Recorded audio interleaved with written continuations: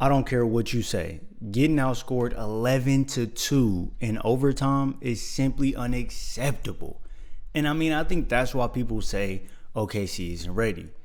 And they haven't been here before. Now, were they in the playoffs last year? Of course.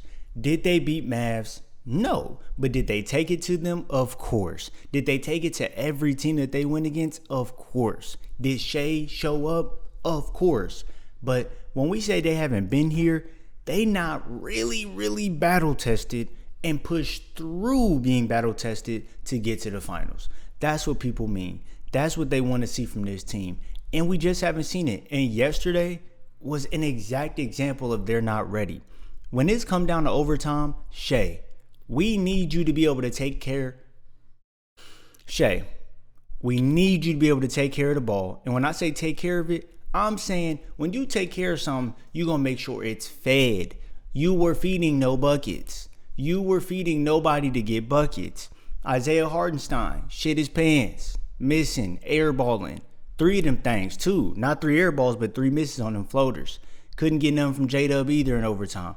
Overtime only had Chet Holmgren with a dunk. And he did that himself. Self-creation from the wing. Ying, ying, ying. But the Nuggets, on the other hand, Jokic made a bucket. Murray made a bucket. Gordon made a bucket. MPJ with a You know what I mean? Late game in the fourth, we get Gordon for 3. Tie the game up 102. Let's take it to overtime. Jokic had a chance to win it, but he didn't. Now, I'm not going to clown OKC the whole time because throughout this game, they was pushing the pace. They responded with something nice every play. Second quarter, all OKC. Back and forth, but all OKC. They set the tone of the game. When you watch this game back, you can see that OKC was like, okay, we're going to come out. We're not going to let them get too set up in their defense. If they do get set up in their defense, we're going to run high screens to be able to go inside, and that's how we're going to attack this defense. And then on the other end, the Nuggets just depend on OKC using their speed and using that at their disadvantage. Now, what I mean by that, earlier in the year, probably not that early, about 2-3 months ago, I broke down OKC's defense. And what they do is, since they don't have much height per se, they're not a large team like that, they use their speed and quickness of their lateral quickness to cut you off. Now, what they do is they swarm you inside and make you kick out. But since they're so fast, they can recover to these kickouts. Now, Denver knows that. So what did Denver do? Let's get the ball to the middle of the floor and let's kick out quick. And shooters, be ready. And that was the game changer right there. OKC wasn't hitting as many threes. Denver was knocking down threes. That's what keeps them in this game. Now, hold on.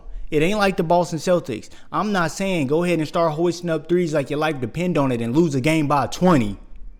I ain't saying that. But what I'm saying is you need a healthy combination of both. We need to hit some threes. We need to hit some twos. You feel me? And what they was doing, it wasn't right.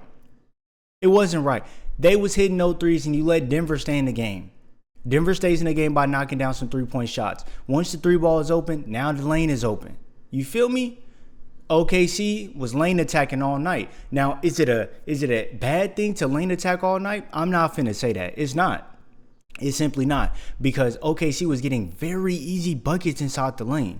Very easy ones. Denver was falling asleep. Back doors is happening. Everything like that. But back to the Denver side. Gotta shout out Russell Westbrook. The hate train for Russell Westbrook is so big. But Russ came in and had valuable minutes. Now, did he miss his 3-point shots that he had the opportunity to make? Of course. But Russ came in, nice pass over the top to MPJ on the cut for the back door. Set up Watson, who went back door as well. Well, I wouldn't really say back door, but the defense was sleeping when he was in the dunker spot. Set up Watson for a nice foul. He got the free throws off that. Russ knocked down a nice midi. Russ was playing. He brought the energy. Got a steal that led to a little layup. Russ was playing. Denver, I know y'all love Russ because he did what he needed to do in his minutes. Peyton Watson knocked down the 3 in the clutch too. I'm telling you, this team came together and it's not just one player playing. It's all of them. Now, yes, Jokic is that one player that's going to be your main guy. But when this team has everybody connecting, when you got Russ connecting, you got Bron connecting, you got MPJ connecting with his three-point shot, then you got Gordon hitting the three-point shot, Murray with the tough, amazing bucket where he went up on Chet, adjust, hink, amazing. When you got it like that, you're very hard to beat. And that's why we seen the game end tied and we went to overtime. And this is where the stars and the vets come out. OKC don't have no vets. You got Alex Caruso, but he's not no vet that understands the moment of scoring. Defense, amazing. Moment of scoring down the stretch, they don't have no vet. Denver got vets. Murray, Gordon, Russ, Jokic. These are vets on the court. Whether you want to say Gordon's not a scorer, Gordon's showing up as a scorer. Game winner the other night for 3. Game winner in the last series with the dunk. He understands how to show up for the moment. OKC does not have that. They need to get somebody that knows how to show up in the moment. And you want to say it's Shea. But when Shea shut down, who do they have? It ain't Jalen Williams.